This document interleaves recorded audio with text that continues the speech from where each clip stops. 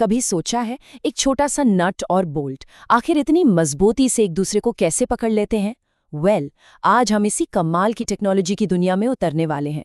ये वो तकनीक है जो हर मशीन की जान है, एकदम परफेक्ट थ्रेड्स या चूड़ियां बनाना। तो चलिए शुरू करते हैं। तो सवाल ये उठता है कि आखिर मेटल के एक सॉलिड पीस के अंदर वो एकदम सटीक खांचे, जिन्हें हम थ्रेड्स कहते हैं, वो बनते कैसे हैं?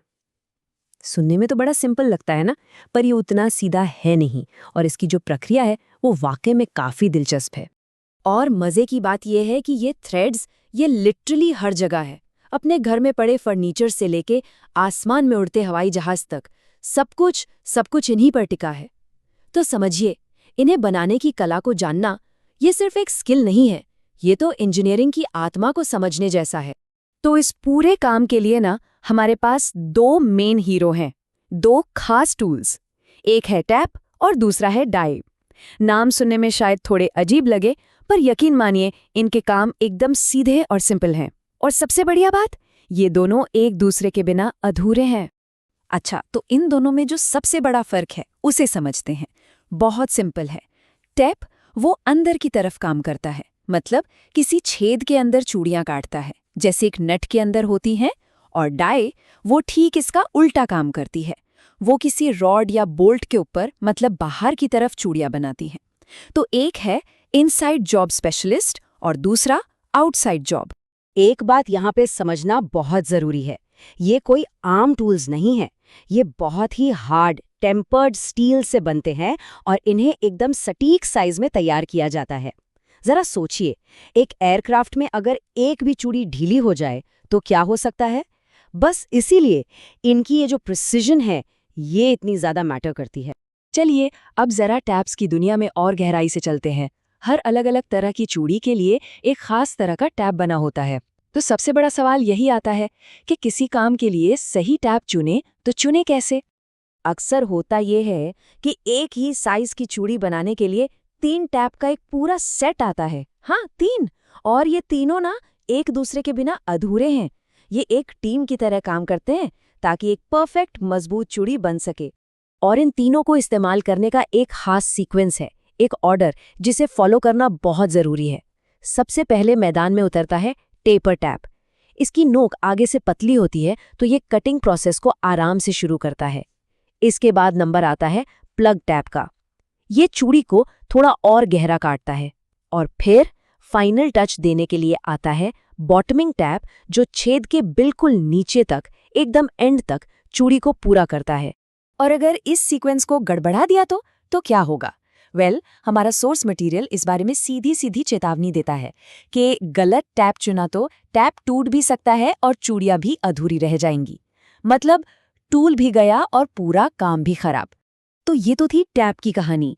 अब बात करते हैं इसके साथी यानी डाई की। जैसा हमने पहले बात की, डाई का काम है बाहर की तरफ चूड़ियां बनाना। और हाँ, यहाँ भी सही टूल चुनना उतना ही ज्यादा जरूरी है। डाइज भी मेनली 2 तरह की आती हैं।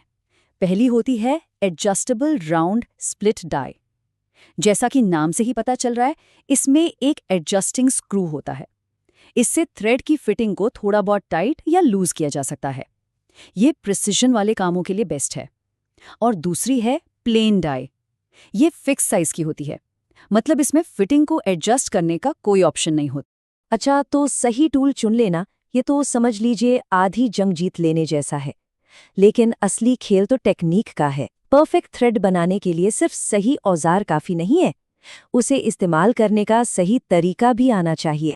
और इसी टेक्निक से जुड़ा एक बहुत जरूरी सवाल आता है, थ्रेड कटिंग के दौरान लुब्रिकेशन इतना जरूरी क्यों है? ये एक ऐसा छोटा सा स्टेप है जिसे लोग अक्सर इग्नोर कर देते हैं, पर इसका इम्पैक्ट बहुत बहुत बड़ा होता है। देखिए, ये जो कटिंग फ्लूइड है, ये एक साथ 4 बड़े काम करता है। पहला, ये फ्रिक्शन यानी घर्षण को कम करता है।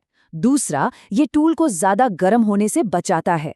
तीसरा, इससे थ्रेड्स की फिनिशिंग एकदम स्मूथ आती है। और चौथा, ये हमारे महंगे टूल्स की लाइफ भी बढ़ाता है। तो कुल मिलाकर ये एक छोटा सा स्टेप है जिसके फायदे बहुत बड़े हैं।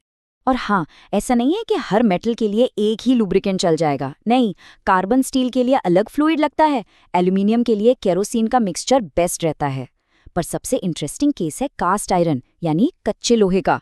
पता है उसके लिए क्या चाहिए? कुछ नहीं, उसे किसी लुब्रिकेंट की जरूरत ही नहीं होती। ऐसा इसलिए क्योंकि उसके अंदर जो ग्रेफाइट होता है ना, वो खुद ही एक नेचुरल लुब्रिकेंट का काम करता है। उसे ठंडा रखने के लिए बस हवा का एक झोंका ही काफी है। कमाल है।